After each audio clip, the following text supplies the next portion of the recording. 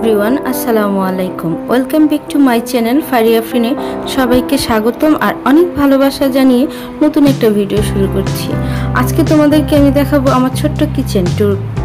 আমি আমার ছোট্ট এই কিচেনটা আমি কিভাবে সাজিয়ে নিয়েছি এবং খুব কম টাকার মধ্যে দিয়ে আমি জিনিসপত্র কিনে খুব সুন্দরভাবে আমি এটাকে সিম্পলভাবে সাজিয়েছি, আর সেটাই তোমাদের সাথে আজকে আমি শেয়ার করব। প্রথমে দেখতে পাচ্ছ আমার এখানে একটা চুলা, যেটা আমাদের প্রতিদিনের কাজে ব্যবহার করা হয়। এটা প্রতিদিনের ভিডিও তো তোমরা দেখেও থাকো, ঠিক আছে। তারপরে দেখো চুলার এই পাশটাতে আমি এখানে রেখেছি একটা খুন্তি রাখার হোল্ডার। এখানে চামচ, খুন্তি, কেচি, আমার প্রয়োজনীয় জিনিসপত্রগুলো রান্নার কাজে যেগুলো ব্যবহার করা হয় সেগুলো আমি হাতের সামনে রেখেছি। আর অয়েল জার, আর দেখো ওখানে লবণ ছিল, লবণের কৌটা। আর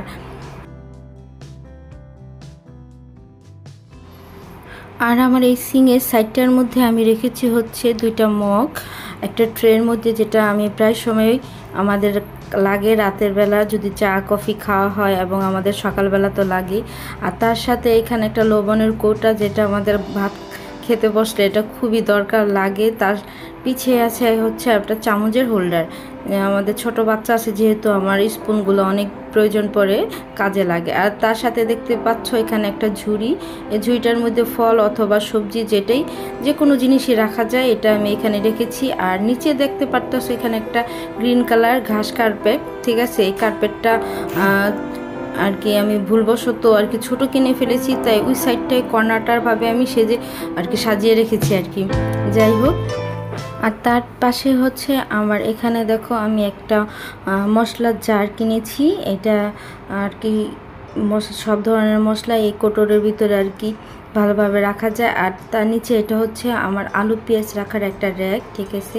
এই র্যাকটার ভিতরে আমার ভালো মতো করে সুন্দর করে আলু আর পেঁয়াজগুলো রাখা যায়, যাতে কোনো সমস্যা হয় না। অন্য কোনো জায়গায় রাখলে হয়তো বা দেখতে এলোমেলো লাগতো, সেজন্য আমি আর কি জিনিসটা নিয়েছি। আর তার উপরেই তো দেখো আমার মশলা জারটাই, দেখো আমার মশলা জারের ভিতরে অনেকগুলো কৌটো আছে, আর এমন সব ধরনের মশলা আমি এখানে সংরক্ষণ করতে পারি। আর আমার খুব কাছেই হাতের সামনেই রাখি, যাতে আমি রান্না করার সময় কৌটো জারটা নিয়ে আমি রান্নার সামনে আমার তরকারির ভিতরে মশলাগুলো খুব ভালোভাবে দেওয়ার জন্য আমার অনেক সুবিধা হয় এই জায়গাটা রাখার জন্য। আর আমার এই চুলার নিচে দেখো, যেহেতু আমার লাইনের গ্যাস নেই, আমার এলপিজি ব্যবহার করতে হয়, সেজন্য আমি চুলার নিচে এলপিজিটা রেখেছি আর এই জায়গাটা করে খালি রেখেছি।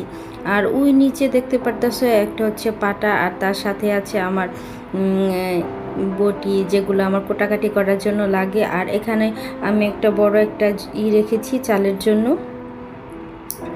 আর দেখো আমার রান্নাঘরটা আমি সুন্দরভাবে খুব সিম্পলভাবে খুব কম টাকার মধ্যেই সাজানোর চেষ্টা করেছি। এগুলা বেশি একটা দাম না, খুব কমের মধ্যে আমি চেষ্টা করেছি কিছু কিছু কিনে, এবং আমার রান্নাঘরটা খুব সিম্পলভাবে রাখার জন্য, যাতে আমার রান্নাঘরটা খুব ক্লিন, এবং জায়গাটা যেহেতু অনেক ছোট, এবং আমি বেশি কিছু রাখলে যাতে আমার জায়গাটা ব্লক হয়ে যায় না, সেজন্য আমি জায়গাটা সুন্দরভাবে একটু বড়সড় রাখার জন্য আমি রান্নাঘরটা খুব সিম্পলভাবে অল্প অল্প জিনিস দিয়ে সুন্দরভাবে আমি সুন্দর করে সাজিয়ে নিয়েছি।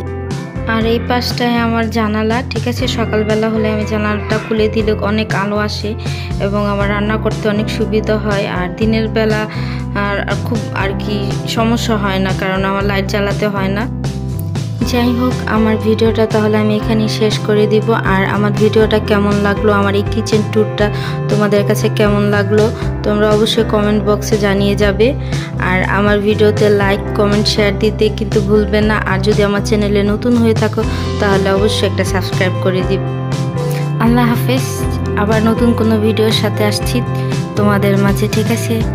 আর আমার ভিডিওটা যদি ভালো লাগে তো অবশ্যই কিন্তু তোমরা শেয়ার করে দিবে।